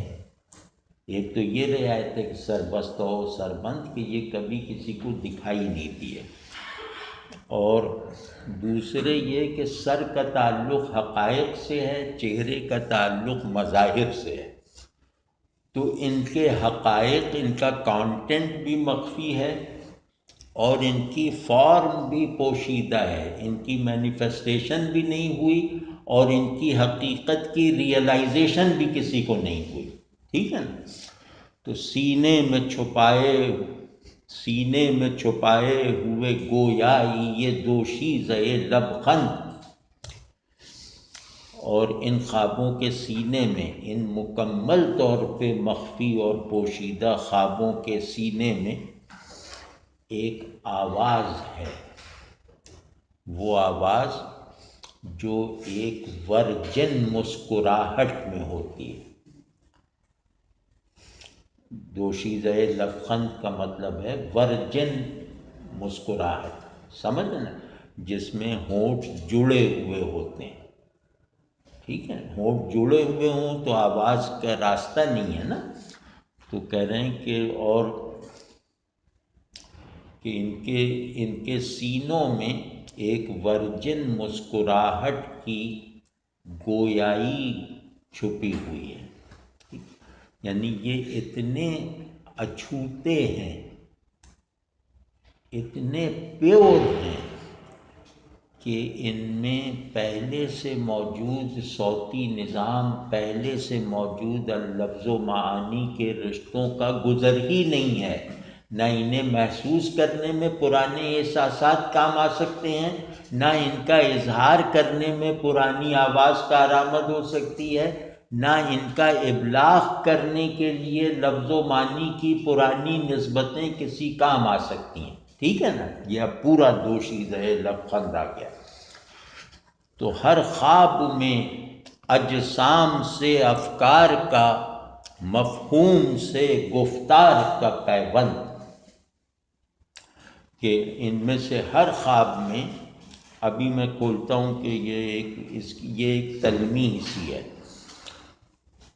کہ ہر خواب میں مائنڈ اور میٹر، مائنڈ اور باڈی کا جوڑ ہے، اور لفظ اور معنی کی نسبت اسٹیبلشڈ ہے۔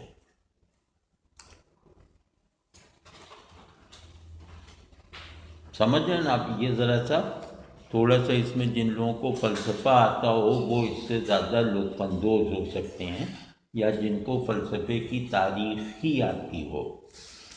تو کہہ رہے ہیں کہ ہمارے خواب جو ہیں وہ گویا فکر اور جسم، میٹر اور مائنڈ، باڈی اور مائنڈ کے ٹوٹے ہوئے رشتوں کو بحال کرنے کے خواب ہیں، اور ہمارے خواب لفظ اور معنی میں نئی نسبت اور مناسبت پیدا کرنے کے خواب ہیں، کیونکہ اس تصور نے، مائنڈ اور باڈی کی ڈویلٹی کے تصور نے لفظ اور معنی کے رشتے کو بھی متاثر کیا ہے۔ اب معنی الگ ہو گئے، لفظ الگ ہو گئے، تو ہم مائنڈ اور باڈی کو ایک کر کے معنی اور لفظ کی کھوئی ہوئی نسبت یا ٹوٹی ہوئی نسبت کو ریپیئر کریں گے بالکل نئے سیاق و سباق میں، نہیں لفظ بھی نئے بنائیں گے اور معنی بھی تازہ تخلیق کریں گے۔ تو عشاق کے لب ہائے ازل تشنہ، عشاق کے لب ہائے ازل تشنہ کی پیوستگی شوق کے مانند۔ ٹھیک ہے نا؟ ہر خواب میں اجسام سے افکار کا، مفہوم سے گفتار کا پیوند، عشاق کے لب ہائے ازل تشنہ کی پیوستگی شوق کے مانند۔ تو یہ جو پیوند ہوگا مفہوم سے گفتار اور اجسام سے افکار کا، یہ ایسا پیوند ہوگا جیسے کہ عاشقوں کے ازل سے پیاسے ہونٹ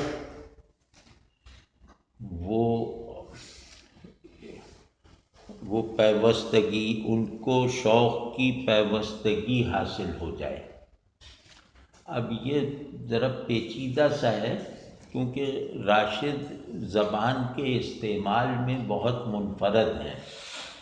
یہ ان کے لفظوں کے درمیان یہ نئی نئی نسبتیں پیدا کرتے ہیں، اور بلکہ یہ کہ ان نسبتوں کے نتیجے میں جو معانی کی تشکیل ہوتی ہے وہ سیمینٹکس بھی ان کا اپنا ہے، وہ ان کے علاوہ ان کے ہمعصروں میں نظر نہیں آتا۔ اور جیسا کہ میں نے عرض کیا کہ یہ پہلے بھی عرض کیا تھا کہ ان کے یہاں گروٹیسک بھی ہے، تو وہ بھی نہ دکھائی دیتا ہے۔ تو ان میں سے لفظ کوئی ایسا نہیں ہے کہ جو پڑھنے والے کے علم میں جس کا مفہوم نہ ہو، لیکن یہ جانے سمجھے ہوئے الفاظ میں ایسے ایسے جوڑ پیدا کرتے ہیں اور ان کے ایسے ایسے سیاق و سباق بنا دیتے ہیں جو ہمارے لیے اجنبی، نامانوس اور حیرت افزا ہوتے ہیں۔ تو یہ بہرحال یہ کہیں ان کا کمال ہے، کہیں ان کی ناکامی کی وجہ ہے۔ ٹھیک ہے نا؟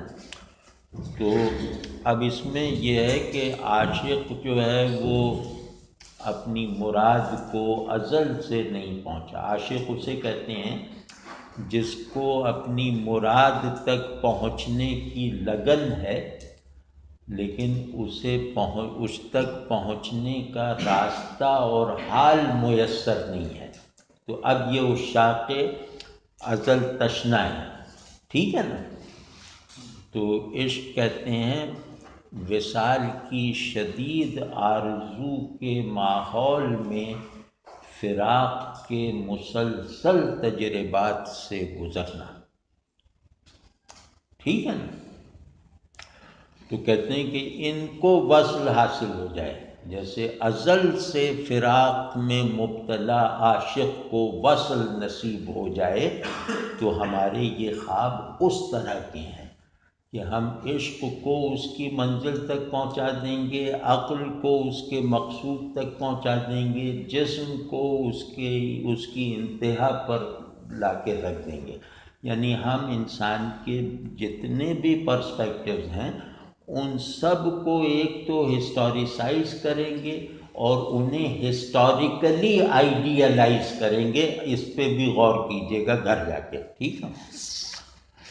تو اے لمحہ خرسند، کہ مبارک ہے یہ لمحہ جس لمحے میں ہم یہ خواب دیکھ رہے ہیں، جس لمحے میں ہم اپنے ان خوابوں کا اظہار کر رہے ہیں. یہ ادراک میں بھی مبارک لمحہ ہے، اظہار میں بھی بابرکت لمحہ ہے. تو اے عشق ازل گیر و ابتاب، میرے بھی ہیں کچھ خواب، وہ خواب ہیں آزادی کامل کے نئے خواب. یہ آخری بند ہے اور یہ سادہ سا ہے، اس پہ ابھی کریں. وہ خواب ہیں آزادی کامل کے نئے خواب، ہر سید جگر دوز کے حاصل کے نئے خواب، آدم کی ولادت کے نئے جشن پہ لہراتے جلاجل کے نئے خواب، اس خاک کی سطوت کی منازل کے نئے خواب، یا سینہ گیتی میں نئے دل کے نئے خواب. اے عشق ازل گیر و ابتاب، میرے بھی ہیں کچھ خواب، میرے بھی ہیں کچھ خواب. تو اب اپنے خوابوں کو بتا رہے ہیں کہ وہ پہلا خواب تو ہے کہ وہ آزادی کامل. اب یہاں خواب کو آرزو اور آئیڈیل سمجھیے، ٹھیک ہے؟ میری آرزو اور میرا آئیڈیل آزادی کامل ہے. دوسرا یہ ہے پروڈکٹیو عمل، یعنی انسان کا تاریخی وجود حالت کامرانی میں رہے، انسان کا عقلی اور اخلاقی وجود حالت آزادی میں رہے، اس کا تاریخی وجود حالت کامرانی میں رہے. اور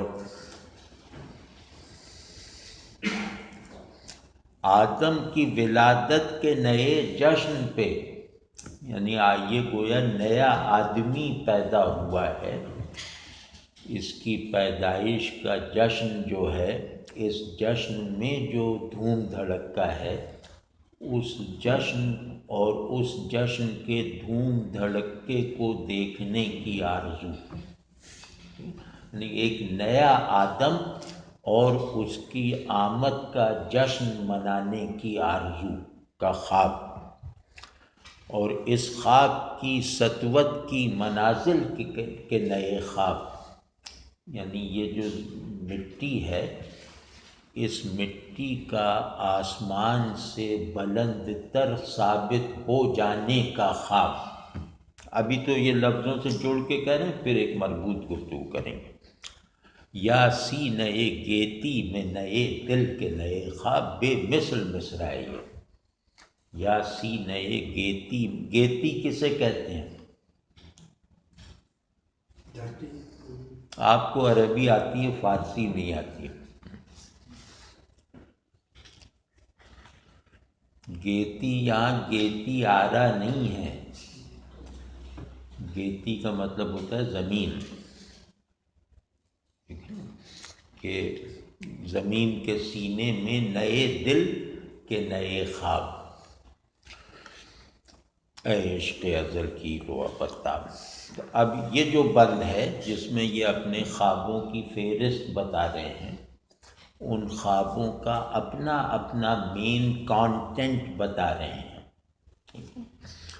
یعنی خواب کے دو حصے ہوتے ہیں، ایک خواب کی انڈیکیشن کو سمجھنا، اور دوسرے یہ کہ اس خواب کے کانٹینٹ کو گرفت میں لینا. تو یہ اپنے خواب کی انڈیکیشن اور کانٹینٹ دونوں بتا رہے ہیں کہ پہلا خواب ہے آزادی کامل. یہ جیسے اس زمانے میں اس طرح کی کتابیں لکھی جاتی تھیں نا، بریو نیو ورلڈ، وہ آلڈس ہکسلے وغیرہ بڑے مفکر تھے راشد کے معاصرین یا تھوڑا پہلے کے لوگوں میں. بریو نیو ورلڈ یا ماڈل آف نیو یونیورس، اس طرح کی چیزیں لکھی جا رہی تھیں۔ تو مجھے یہ لگتا ہے کہ راشد پہ ہکسلے کا بہت اثر ہے، تو وہ ہے آزادی کامل، یعنی کہ روسو کی ایک روایت جس نے ہکسلے کے یہاں اپنا تفصیلی اظہار کیا کہ انسان پر عقیدے، نظریے، مذہب، تہذیب، اجتماعیت، معاشرے، ریاست وغیرہ کی کوئی قید نہ ہو، تاکہ یہ فرد کی حیثیت سے مکمل ہو جائے۔ تو میرا خواب ہے ایک فرد کامل کا خواب، انسان کی ایسی معاشرت کا خواب جس میں ہر فرد فرد کامل ہو، آزادی کامل کی بنیاد پر۔ کیونکہ میں مجبور ہو کر جو بنتا ہوں وہ میں نہیں ہوں، میں آزادی کے ساتھ جو بنتا ہوں وہی میں ہوں، اس کا میں ذمہ دار ہوں، ٹھیک ہے نا؟ تو کہتے ہیں آزادی کامل اور سید جگر دوست کے حاصل کے نئے خواب، کہ آزادی کامل آسمان سے نجات دلا دے اور سید جگر دوست کا حاصل تاریخ پر غالب کر دے۔ یعنی انسان کے راستے میں دو سب سے بڑی رکاوٹیں ہیں نا، ایک آسمان، ڈیوائن انٹروینشن، اور ایک تاریخ۔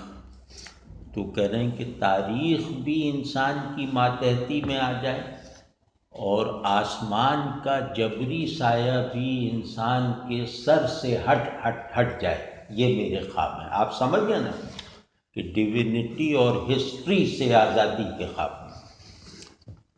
ڈیوینٹی کا انکار کر کے اس سے آزادی، ہسٹری کا اقرار کر کے اس پہ غلبہ، ٹھیک ہے؟ اور آدم کی ولادت کے نئے جشن پہ لہر۔ اب اس مصرعے میں ایک ذرا سی باریکی ہے، یا تو یہ کہ آدم کی ولادت ہو چکی ہے، اس ولادت کے کئی جشن منائے جا چکے ہیں، اب میں ایک نیا جشن منانا چاہتا ہوں، منانے کا خواب دیکھ رہا ہوں، جو الفاظ کی نشست سے اس کی تائید ہوتی ہے۔ لیکن اس مصرعے کا مطلب یہ ہے، یا میرے خیال میں ترجیحی مطلب یہ ہے کہ نیا آدم پیدا ہوگا اور اس کی پیدائش کا جشن منایا جائے گا۔ میں اس جشن کا خواب دیکھ رہا ہوں، یعنی میں نئے آدم کے وجود میں آنے کا خواب دیکھ رہا ہوں، جو اپنے باطن کی دنیا پر بھی حاکم ہوگا اور اپنے خارج کی دنیا پر بھی فاتح ہوگا، ٹھیک ہے نا؟ یہ نیا آدم ایسا ہوگا کہ اس کے لیے نہ مذہب بائنڈنگ ہے نہ ہسٹری بائنڈنگ ہے، ٹھیک ہے؟ تو اب یہاں ایک لفظ مشکل ہے، جلاجل۔ جلاجل اگر کوئی صاحب یہ بتا دیں تو میں انہیں شاہ نامہ فردوسی پیش کروں گا، لیکن یہ نہیں، یہ آپ لوگوں میں سے کسی قسم کا برڈ ہوتا، نبی، روشنی، لفظی معنی بتائیں۔ روشنی، جلاجل نہیں، اب میں جلدی سے بتا دیتا ہوں، کوئی بتا ہی نہ دے۔ تو وہ جلاجل جمع ہے جل کی، جل مفرد ہے، اس کی جمع جلاجل ہے۔ جل کہتے ہیں گھنگرو، ہاں نہیں، اب نہیں، اب نہیں۔ جل کے دو معنی ہیں، گھنگرو، پازیب وغیرہ، یا جھنڈے پر گھنگرو ٹانپ کر جھنڈا لہرانا، اس سے آواز آتی ہے، یا سینے پہ باندھنا، یا جرس جس کی آواز پہ قافلے چلتے ہیں وغیرہ، مطلب گھنگرو، آواز والی کوئی چیز۔ تو ایک جلجل کا یہ مطلب ہوتا ہے، دوسرا جلجل ایک پرندہ ہوتا ہے جس کی آواز بہت خوبصورت ہوتی ہے، لیکن جلاجل میں پرندے کی رعایت نہیں ہے، گھنگروؤں کی رعایت ہے، یعنی لہراتے جلاجل، یعنی وہ جھنڈے جن پہ گھنگرو بندھے ہوئے ہیں اور وہ لہرائے جائیں تو آواز پیدا ہوتی ہے خوشی کی، جشن کی۔ تو کہتے ہیں کہ میں چاہتا ہوں کہ وہ جھنڈے بھی لہرائے جائیں جو نئے آدم کی پیدائش پر جشن میں لہرائے جاتے ہیں، یعنی کسی جشن میں لہرائے جاتے ہیں۔ اور اس خاک کی سطوت کی منازل کے نئے خواب۔ اب اس خاک میں دو معنی ہیں، ایک تو یہ کہ یہاں خاک کا مطلب آدمی ہے، کہ یہ آدمی جو دب کے رہنے کا عادی ہو گیا ہے، تو اس پر سے ہر دباؤ ختم کر دیا جائے، داخلی اور خارجی، ہر دباؤ سے آزاد ہو کر پھر یہ عروج کرے۔ سطوت کہتے ہیں طاقت کو، شان و شوکت کو، کہ اس خاک میں پوشیدہ پوٹینشیلز جو ساری کائنات سے اسے بلند کر سکتے ہیں، وہ اس کی خوئے غلامی کی وجہ سے، اس کی عادت پابندی کی وجہ سے عمل میں نہیں آ پائے۔ تو میں چاہتا ہوں کہ اس پر ہر نفسی، قلبی، روحانی، ذہنی اور تاریخی بندش ہٹ جائے، یہ کاملاً آزاد ہو کر اپنے وجود کی ترقی اور تکمیل کے مراحل اپنے اندر ہی موجود قوت سے طے کرتا رہے۔ ٹھیک ہے نا، ایک یہ، دوسرا یہ کہ خاک کا دوسرا مطلب ہوتا ہے زمین۔ تو آدمی کا اپ لفٹ گویا زمین کا عروج ہے، تو آدمی جتنا ہوگا اتنی اسی مرتبہ وجود پر اس کی دنیا ہوگی۔ تو آدمی اگر وجودی رفعت اختیار کرے گا تو دنیا خود ایک بلندی کو اختیار کرنے کے لائق ہو جائے گی۔ تو اس کا مطلب یہ کہ آدمی، اس کی دنیا، اس کی تاریخ اور اس کے تمام مخفی پوٹینشیلز یکسو ہو کر، یکجان ہو کر اپنی تکمیل کے غیر متناہی مراحل طے کرنے کے لائق ہو جائیں۔ اور ان سب کا اصول وہی آزادی کامل ہے جو پہلے بتایا۔ یا سی نئے گیتی میں نئے دل کے نئے خواب۔ سبحان اللہ، سبحان اللہ، کہ زمین کے سینے میں نئے دل کے نئے خواب، کہ آدمی بھی نیا ہو جائے، یہ دنیا بھی نئی ہو جائے۔ جیسے میں نے پہلی نشست میں عرض کیا تھا کہ دنیا نئی نہیں ہے، تو کہہ رہے ہیں میری آرزو یہ ہے کہ اس نئے آدم کے اترنے کی زمین بھی نئی ہو جائے، اور اس زمین میں دھڑکنے والا دل، یعنی اس کے تاریخی میکینکس بھی نئے ہو جائیں۔ یعنی ابھی تاریخ میں ایک رو ہے آدم کو گرانے کی، تاریخ کی یہ انہدامی قوت ختم ہو کے انسان کے لیے تعمیری قوت بن جائے، یہ انسان کو گرانے کی بجائے اسے تعمیر کرے۔ ٹھیک ہے نا، ایک یہ ہو گیا۔ اور ویسے اس کے معنی میں خوبصورتی زیادہ ہے، اس کے معنی طرح طرح سے بیان ہو سکتے ہیں۔ کہ اگر ہم اس فریز پہ غور کریں کہ زمین کا دل، زمین کے اندر دھڑکنے والا دل، تو یہ تصور اتنا خوبصورت ہے کہ اب اس خوبصورت تصور پہ آپ یہ ایڈ کر دیں کہ یہ دل جو اب پرانا ہو چکا ہے، اس کو نیا بنانا ہے، اس کو نئے بنانے کی آرزو کرنی ہے۔ تو اس کا مطلب یہ ہے کہ وجود اپنے خارجی در و بست میں نئے اصولوں پر استوار ہو جائے، یعنی انسان ہی نیا نہ ہو بلکہ پورا قانون ہستی نیا بن جائے، پورا ضابطۂ تاریخ نیا بن جائے۔ ٹھیک ہے نا۔ تو اور دوسری خوبصورتی یہ ہے کہ اس کے بھی دو معنی مفہوم نکالے جا سکتے ہیں، کہ ایک مفہوم تو یہ کہ میرا خواب یہ ہے، نیا خواب یہ ہے کہ دل کا دل بدل، زمین کا دل نیا ہو جائے، ایک یہ ہے، اور ایک یہ کہ زمین کا دل نیا ہو چکا ہے، اس نئے دل کی کچھ نئی آرزوئیں ہیں، تو ان دونوں کو آپ جمع کر لیں تو دونوں ہی یہاں سمجھے مراد ہے، ٹھیک ہے نا؟ اے عشق ازل کی رو ابتاب، اے روح اصل، میرے بھی ہیں کچھ خواب، میرے بھی ہیں کچھ خواب، ایک میں رپورٹ ہے، دوسرے میں اصرار ہے۔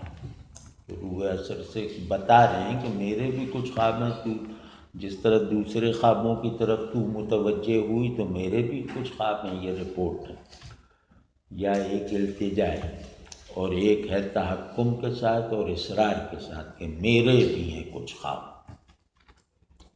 تو یہ ہو گیا،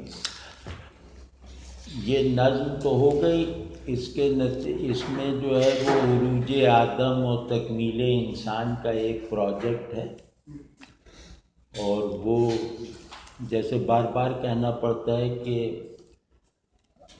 راشد کی شاعری اقبال کی بنائی ہوئی دنیا میں بغاوت کا نام ہے، وہ اسی دنیا کے جغرافیے میں رہتے ہیں لیکن باغی بن کے رہتے ہیں، ٹھیک ہے نا، انہوں نے اپنی کوئی دنیا نہیں بنائی۔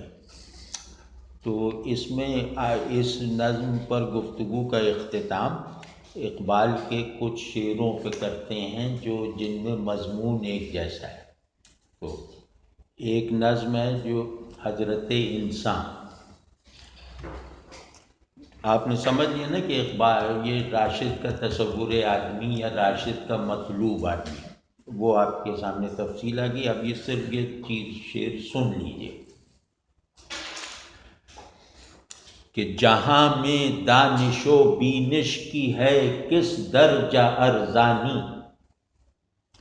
جہاں میں دانش و بینش کی ہے کس درجہ ارزانی، کوئی شے چھپ نہیں سکتی، یا کوئی شے چھپ نہیں سکتی کہ یہ عالم ہے نورانی، کوئی دیکھے تو ہے باریک فطرت کا حجاب اتنا۔ آپ غور کیجئے کہ راشد کے الفاظ راشد کے دیے ہوئے معانی سے بڑے ہوتے ہیں۔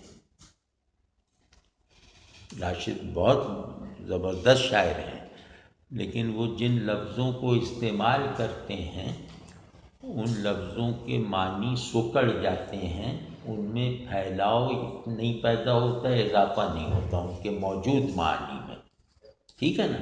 اس کو میں کہہ رہا ہوں کہ ان کے یہاں لفظ معنی سے بڑا ہوتا ہے، اقبال کے یہاں لفظ معنی سے چھوٹا ہوتا ہے۔ اقبال کوئی بھی لفظ اس لفظ میں موجود معانی کی توسیع پیدا کیے بغیر استعمال نہیں کرتے، کوئی بھی لفظ، یہ بڑا شاعر ہوتا ہے۔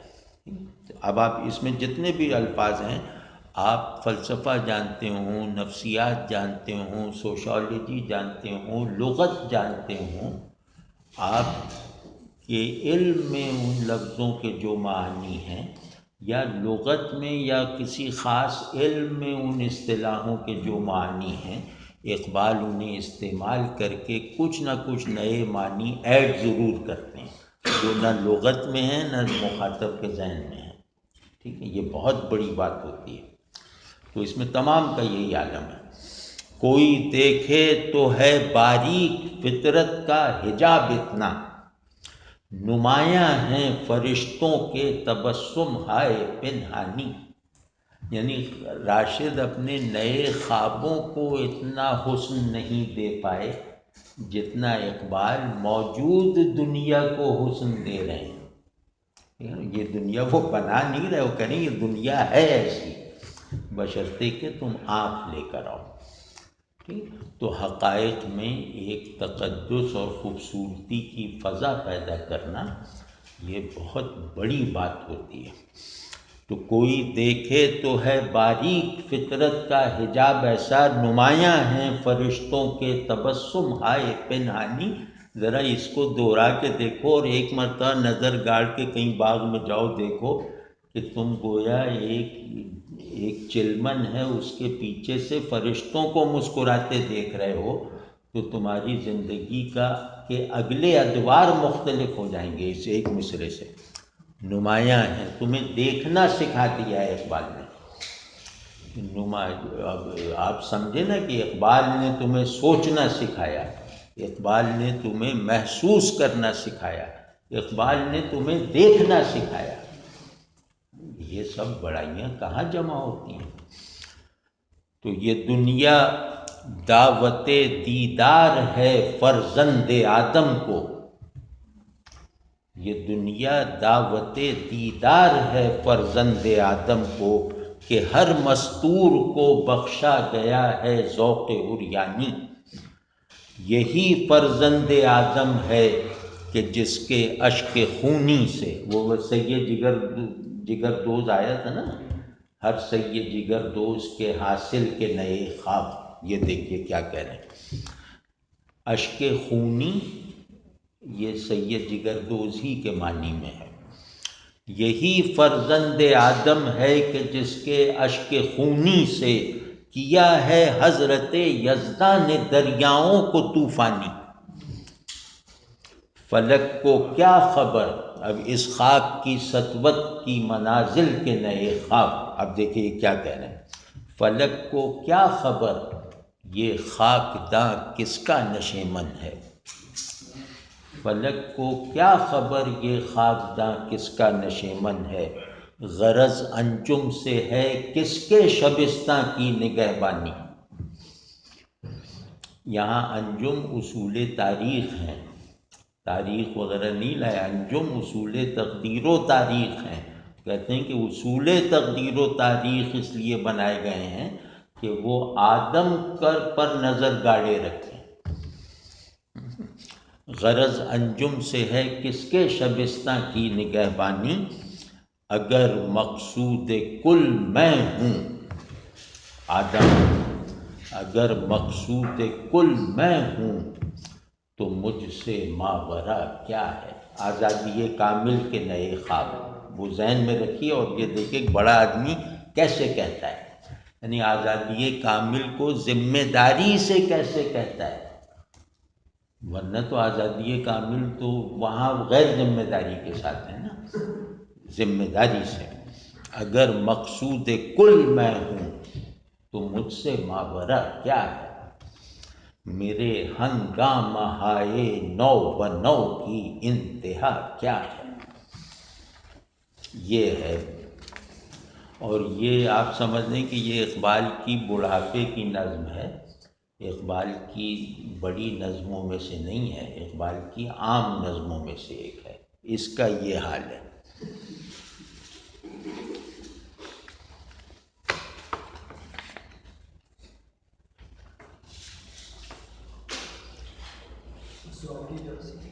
ہاں ایک اور سن لیجئے بھائی،